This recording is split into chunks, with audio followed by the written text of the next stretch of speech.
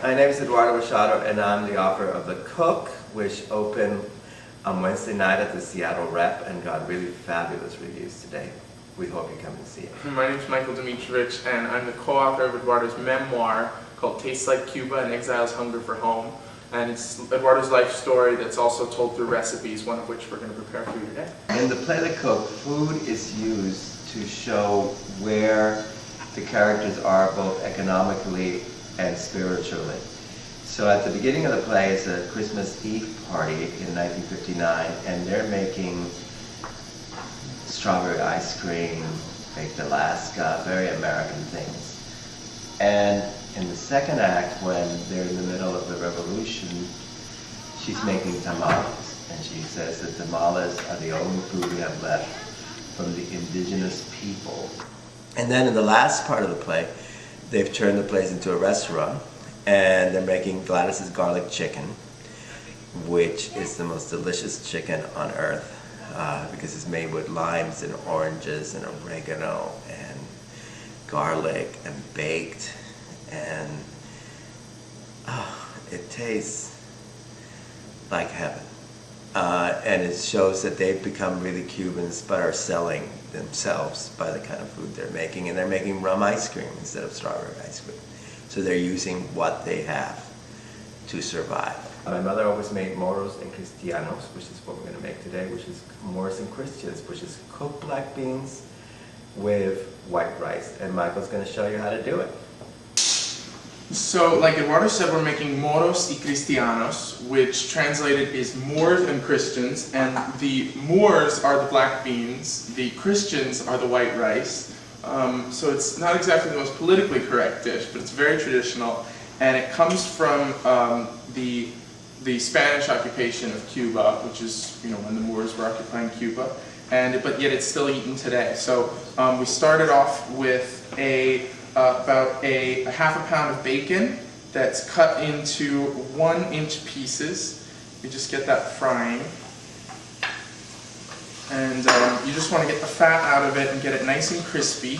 And we're going to use this a little bit later in the dish, and then at the very end we sprinkle some more over the top. So the bacon's now starting to get a little more color on it. The red's getting redder, the white's getting, you know, more invisible as it's getting a little crispier. And this is kind of the, you know, almost the turning point of the bacon, because you don't want it to burn, you just want it to get nice and crispy. But since it's cooking in all this delicious bacon fat, that's like the best way to make sure it gets really crispy without burning. Okay. So this is in a good place. We're taking this bacon out, nice and crispy. We set it aside. We don't have to put it on a paper towel or anything, because it's going to stay nice and juicy.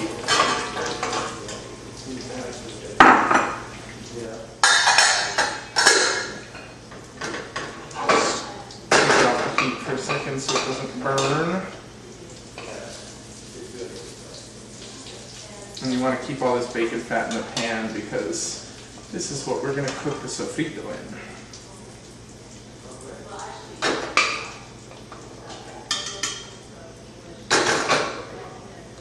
So now we're putting in 1 large Spanish onion, and make sure this heat's good,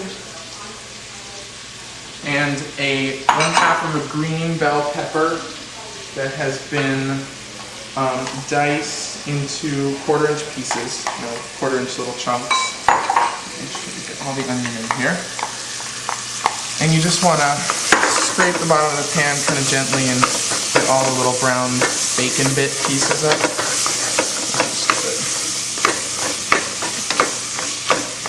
So this is the beginning of the sofrito, which is like the traditional Cuban flavoring base that's made of peppers and onions and a little bit of tomato sauce. So now we're going to put in 4 cloves of garlic, finely chopped. And we put this in and cook it for maybe a minute or so, because we don't want it to burn. Okay, so now we're going to add, this is the end of the sofrito. So we have the onions, the peppers, the garlic. We still have no salt, but we're going to put that in a second. So we just put the tomato sauce in, and we let that tomatoes have a lot of sugar in them too, so this is going to sort of caramelize and thicken up a little more, make it a little more liquidy too. And now we add our spices. So we have a teaspoon and a half of salt. We have a half a teaspoon of ground black pepper. Freshly cracked is, freshly ground is great, but I have this ground here. And we've got about a half a teaspoon of ground Cuban, not the seeds, the powder. Just a little bit, gives it a really nice smokiness, and it's subtle, but you don't want to go too strong on cumin. I learned that a while ago, because it can be kind of bitter if you put too much of it in. And then it's a teaspoon of dried oregano. And this is not the whole leaf, it's like kind of ground up and crunchy. And that gives it a really nice, herby, grassy sort of flavor. And cumin, oregano, garlic, onions, peppers, all of these, you'll find these flavors and these ingredients in all sorts of different Cuban dishes. So now we're gonna do the rice. We've got 2 cups of medium grain rice. And you could use short grain, you could use long grain, but in Eduardo's family it was always a medium grain rice. And what Eduardo really loves about this dish is the fact that it's somewhere in between. Because when you're making a dish with leftovers, it can go either way. It could be dry, it could be wet, and like I said, every Cuban has a different take on how they like their moros. But I like mine not too dry, not too wet, and that's the way that Eduardo remembered it from his childhood. So I just put the 2 cups of medium grain rice in, and now I'm going to add 2 15.5 ounce cans, 15.5 ounce cans of black beans that you want to drain everything in the can out, all the juice, all the liquid, and put them in a strainer and rinse them really, really well, because you don't want any of that canning liquid in there, because that stuff's nasty. But then just get this nice and stirred in.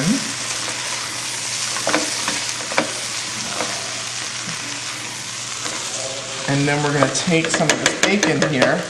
We're going to put about half of it in here. So this is going to really, reinforce those flavors of the bacon into the dish as it's cooking. And I like the contrast of the textures too, because we'll have a little bit of soft bacon on the inside and a little bit of the crunchy bacon on the top, but you're going to be able to taste it all throughout. So you just keep stirring this. You don't want it to stick to the bottom of the pan, but you do want to get it all nice and blended, because what we're going to do now is we're going to take this is 4 cups of water that you can also use chicken broth, but I'm just going to use water today because, believe me, there's enough flavor in here. You don't need to fret if you don't have chicken broth at home. And we take this and just stir it again so it's not sticking on the bottom. So all we're going to do now that this is in, is we're going to make sure that it's not sticking to the bottom. And we are going to bring it to a boil over this simmering high heat, making sure it's not sticking. And it's almost there. As soon as it comes to a boil, we reduce the heat to low, cover it, and let it simmer for 25 minutes. Okay, so 25 minutes later, we have Morros y Cristianos. Almost as good as my mom. Almost. And you can see that there's some little pieces of bacon that are softened up because they've cooked, and the onions are all nice and soft. Peppers have nice color on them, and it's like a pretty uniform consistency. So then we just take the little bacon bits and sprinkle them over the top, just for that little extra crunch and flavor. And then we can just serve it. I got it. Okay. Better than my mom's.